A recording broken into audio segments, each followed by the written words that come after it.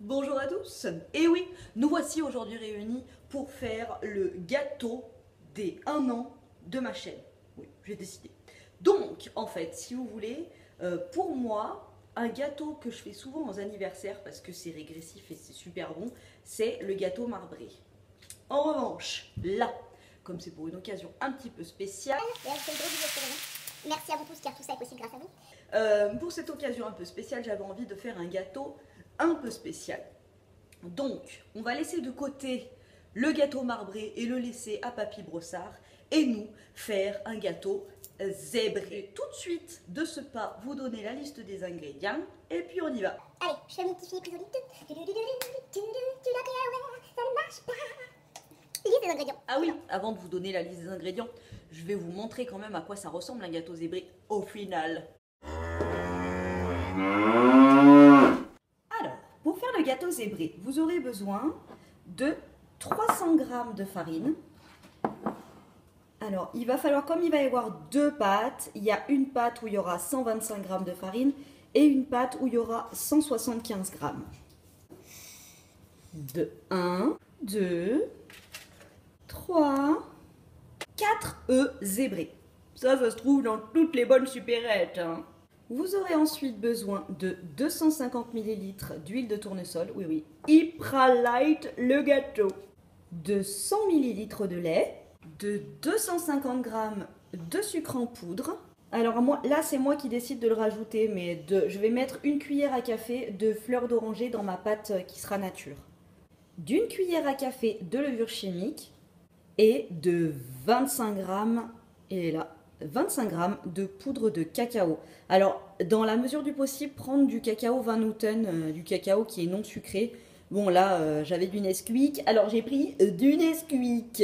Hein, ça ne va pas modifier la recette, vous n'aurez pas un quatrième bras qui va vous pousser dans le dos. Voilà, une fois que la liste des ingrédients est posée, nous allons passer à la pratication du gâteau.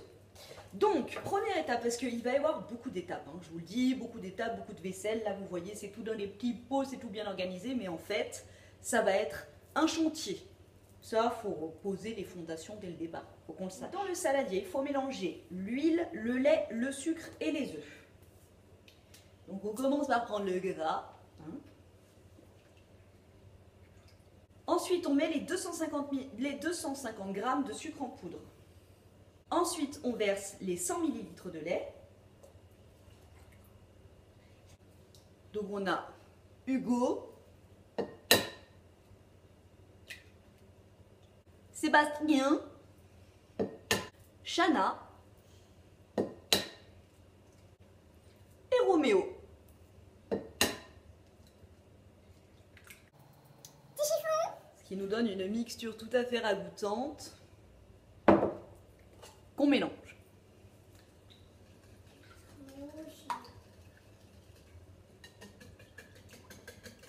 Et c'est bien là tout ça, hein.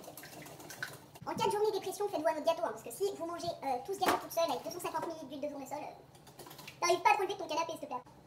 Ah, j'ai plus de bras. Bon, une fois qu'on obtient un mélange homogène, il faut diviser ce mélange en deux parties tout à fait égales. Donc là, je vais prendre un verre doseur et diviser tout ça. Il est là. Voilà, donc j'ai réparti mes deux pâtes en deux parts égales. Donc il y en avait pour 650 ml à peu près. Donc bah voilà, 320 ml dans chaque récipient. Ma pâte qui va être nature. Donc dans la pâte qui va être nature, je vais mettre là où il y a le plus de farine. Donc dans la pâte nature, 175 g de farine. Hop. Oui, il vous faut un chien aussi pour la recette. Hello! Mais oui, c'est appétissant tout ça. Il vous faut aussi une cuillère à café de levure. On met bien bombée quand même. Une cuillère à café de fleur d'oranger. Je vais en mettre un plus quand même. Ouais, j'ai mis l'équivalent de 3 cuillères à café. Au diable la Marie. Then I mix.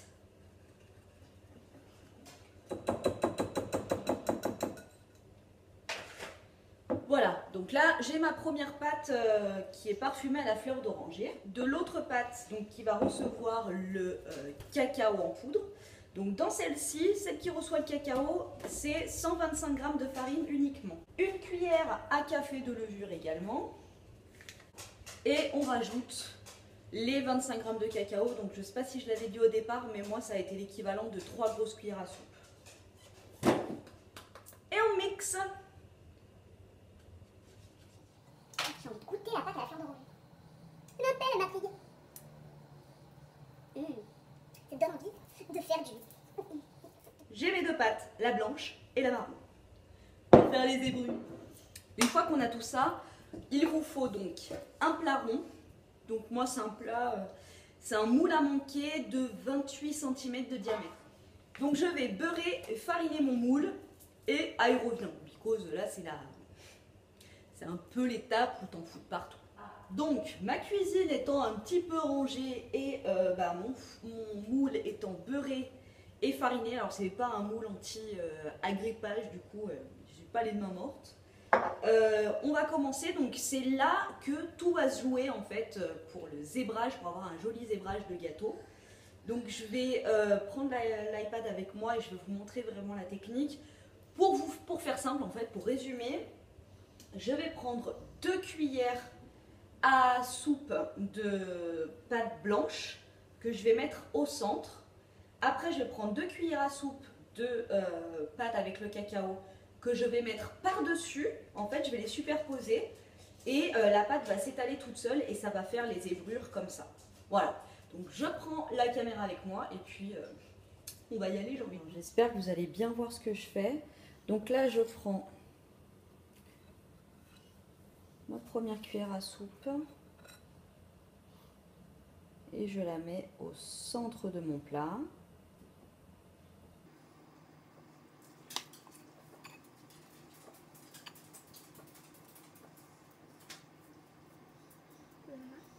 Ensuite on passe au cacao.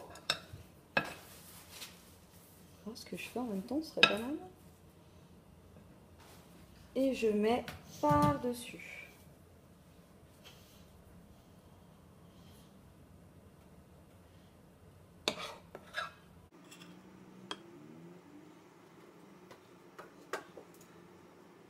Ensuite, je prends la blanche.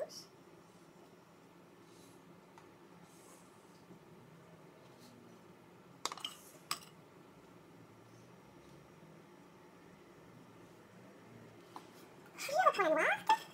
Oui, c'est noire. Vous allez voir, c'est pas ça, c'est la façon de. Je me dis que ça serait super pratique en fait avec une poche à douille. Ça va être super cool. Donc vous voyez, la pâte s'étale. J'espère vraiment que ça va pas faire un caca boudin. Ce serait cool parce que quand je vais revenir tout à l'heure avec le résultat, je vais pas être trop égal.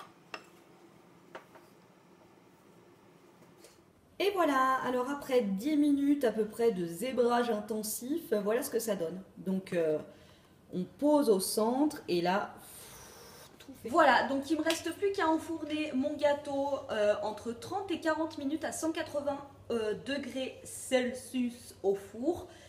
Tout dépend en fait de votre four en fait. À partir d'une demi-heure, commencez à piquer dans le gâteau pour pas qu'il soit trop sec. Voilà, donc mon chien et moi, on vous dit à tout à l'heure. Bon, on va faire la vaisselle et puis on vous retrouve après. Tu dis au revoir? Tu veux tes croquettes? Et voilà, après 40 minutes de cuisson, voilà ce que ça donne. Donc on voit bien les ébrures. Donc, les 2 trous qu'on voit au milieu là, c'est la lame du couteau pour voir si le gâteau était bien cuit. Et voilà, alors le gâteau une fois ouvert. Donc vous voyez la belle zébrure sur le dessus, à l'intérieur un beau, j'allais dire marbrage, mais non, c'est une zébrure. Et voilà, les parts présentées. Donc franchement, hein, j'ai envie de te dire qu'un goûter d'anniversaire, ça s'en jette. Petite bougie. Bon, c'est un 3, mais c'est une bougie pour 1 an. De chaîne. On y va, on chante la petite chanson. Happy birthday to Grandpa Yet. Happy birthday to Grandpa Channel. Happy birthday to Grandpa Channel. Happy birthday to Grandpa Channel.